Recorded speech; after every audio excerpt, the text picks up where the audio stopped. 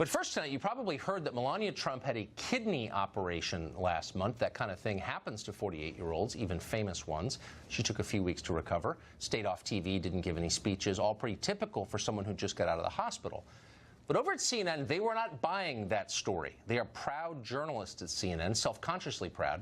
And if there's one thing they know for certain, one thing that was drummed into them at the top-shelf journalism schools they attended, it's that Republican first ladies lie a lot and are evil and for the sake of civilization must be destroyed.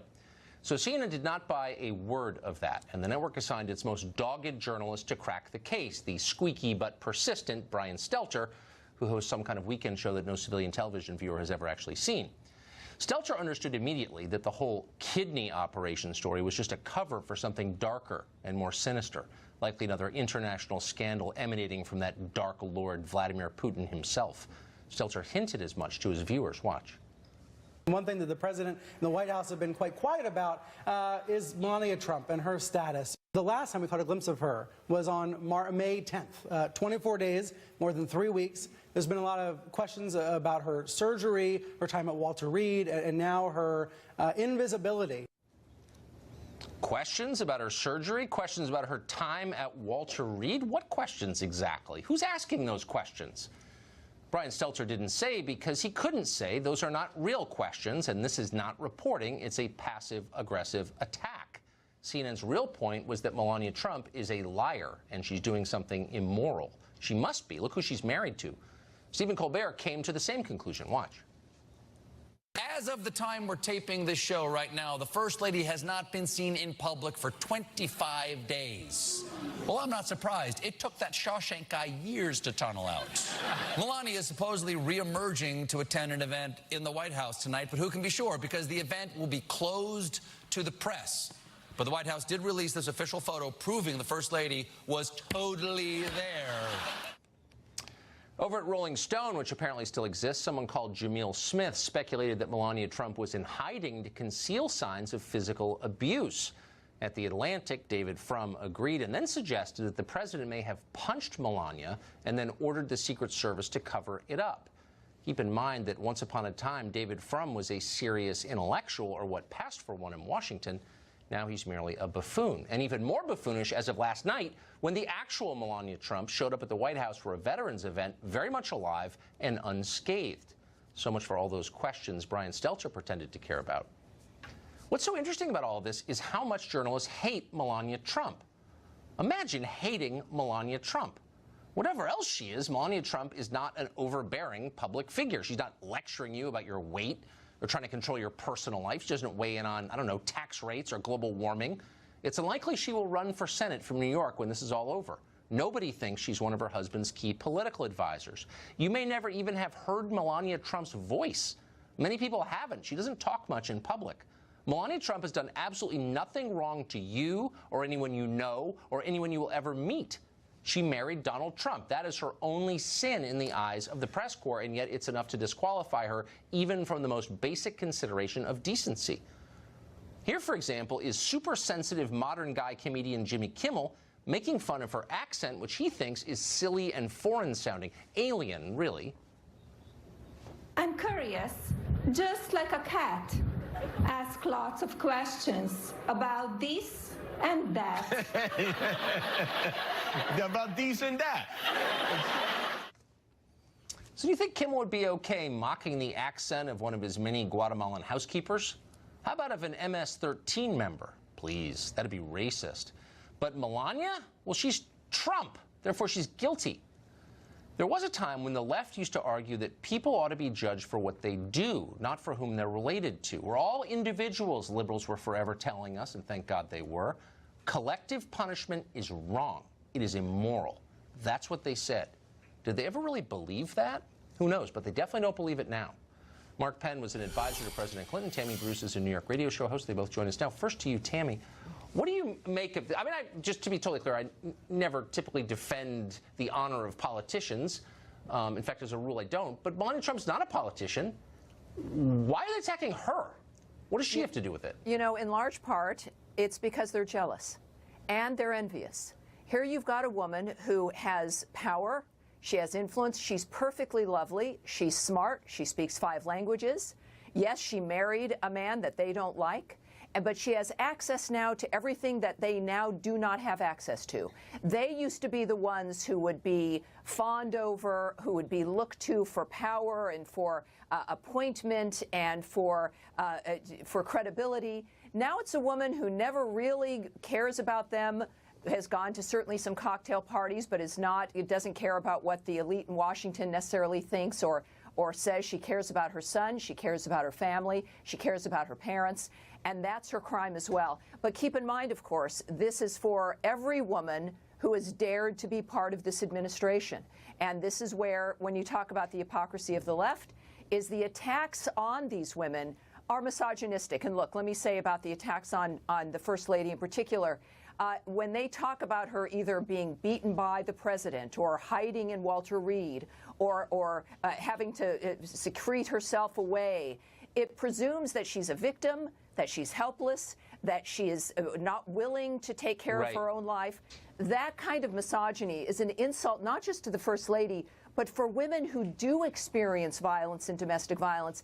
And yet these are the people who are supposed to be the champions for women. The fact of the matter is that the arguments about championing women come from, at this point, from the center-right argument that women are individuals, that they're smart, that the First Lady's an example of a powerful woman living a life that best suits her.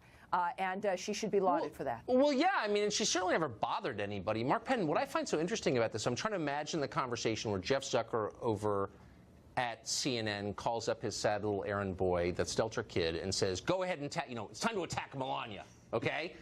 And I'm thinking, if you really think that it's appealing to attack Melania Trump, of all people you could attack, Melania Trump, your judgment has been distorted. Well, it's not politically smart right now. If you look at the last CNN poll, she was at 57% favorable. She had 53% of the women favorable to her, much higher percentage of men, because men are more Republican. But that means that you don't want to attack Melania because you're attacking the voters that you need. And they probably see this as a kind of wrong idea because no one uses silence better than Melania Trump. And that silence, you see, now has all of America waiting to tune in tomorrow when she reappears on the scene. So politically, given her ratings, it's not a very smart thing for columnists and others who have embarked on this. You sort of ran the political operation at the White House for a long time, and you used data to do it, heavily used data. When people become so emotional and when a political cause becomes a moral cause, pretty hard for them to make rational decisions, isn't it? Well, I think that's right. I think that a lot of what we see today is about getting back to rationality in our politics. Now, Hillary Clinton, as First Lady, endured a lot of attacks when she went into health care and controversial issues. But when she went to It Takes a Village, the country united. Melania Trump is not in controversial issues. She's trying to help kids. She's doing those things that the country can agree upon. So it doesn't make sense. So I guess what I dislike about this whole thing, Tammy, is the way that the left has framed everything as a moral divide. So it's like nothing about Trump can be good, and everything that is against Trump must be good. That seems like an inherently insane way to look at the world. Well, it is. In and of itself, it's immoral. But let me say also that the attacks on the First Lady are personal. We can talk about Hillary getting into policy. That's fine. Let's deal with policy issues. But remember also, the attacks on the First Lady, I would contend, are because attacks on the president don't work. And I think that there's an inherent decision here to destroy his base of support. And that is why I think she has now been targeted. Clearly, she's a strong woman. She knows what's going on here. The media tries to infantilize her, but she's going to stick to with what matters to her: children's lives and supporting her son and her family. So this is the irony of what it is, of course, that the media is doing and what maybe even some of the establishment is doing, which is claiming that Donald Trump is immoral, and then they move and do every single thing that they try to project onto the president, which is that he's bad for women, he treats women badly, he doesn't respect them, and yet every single thing they're doing reveals that That's what the I know media and the left irony does. bomb has just gone off once Yeah. again. Mark, you don't think it's going to work though as a political matter? I think this will be over tomorrow. She'll be back. I think she has actually gotten more astute about handling the office of First Lady, and you saw that in her rise. Donald Trump's at about 40% favorable, and she's at 57. The very few people in the country now who can break 50 were so polarized. Yeah, Great maybe point. she should run from New York. Thank you both. Tammy, Mark, appreciate Thank it. you. Britt Hume is, of course, our senior political analyst here at Fox News, and he joins us now. So if you're the Democrats, boy, you've got to take the House back. You promised your people you're going to. You've told them Satan occupies the White House. This is not just an opposition, it's a resistance. Does stuff like this help them in their objective to do that? How it possibly can, Tucker, but it reflects something that's very real about the Democrats and their current dilemma, which is that everything, absolutely everything, is about Donald Trump. You talk about living free in someone else's head. The obsessions with him. There's an obsession with him which carries into everything. To give you an example, tonight, thinking about Kate Spade's apparent suicide, I posted a little meme on Twitter. I've had it in my photos for a long time, and it says, it's very simple. It says, everyone you know is fighting a battle you know nothing about. That's true. Be kind, always be kind. Donald Trump was the farthest thing from my mind when I posted it. The responses, a huge percentage of the responses were about him, about Trump. Can you imagine? I mean, this is what they call Trump derangement I mean, you're syndrome. not only a political, obviously, reporter, but an observer of people. What is that about? I think Trump is interesting. Don't get me wrong. Well, yeah, but is he interesting to the exclusion of every other thing in the world? No. That's the problem. So what is this? He is an exotic character to Yes, be I president of agree. the United States, and he has many foibles, which we've discussed here, and we all recognize.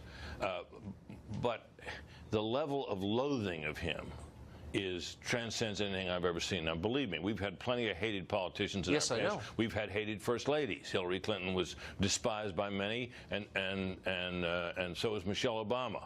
But they both were at least more visible and active than is the case with Melania Trump. The loathing of her husband spills over onto her, and that's what we're seeing here. And it is almost a force of nature. And I think one of the things that's happened is because there was such a wellspring of antipathy toward him and resistance to his presidency that a great many Democratic politicians thought, wait, I got to get on that bandwagon and stay on it, or else I'll be voted off the island, right? So yes. That is where they are. And I think to some extent it has precluded them from thinking through, well, what was it about Trump that succeeded, and what message and ideas can we develop that would allow us to overcome that and get back into power. And I don't know that I can't think of a message they carry into this campaign that might get them there. And I don't think Hillary Clinton had much of a message either. I mean, I'm with her, forward together or whatever it was, better together, whatever it was. That was no slogan. Slovenians have funny accents. But before we go, just because it really struck me, can you just repeat the aphorism that you put on Twitter? Because I think that may be the most important. Everyone you know is fighting a battle you know nothing about. Be kind. Always be kind. I had people say to me, well, how can you say that? You support Trump. I had people say, tell that to Trump. I mean, people are totally obsessed with him. Yeah, and we're ignoring one another's humanities in that obsession. There you go. Everyone you know has a battle you know nothing about. Be kind. Amen. Yeah, here. Britt Hume, thank you. You bet.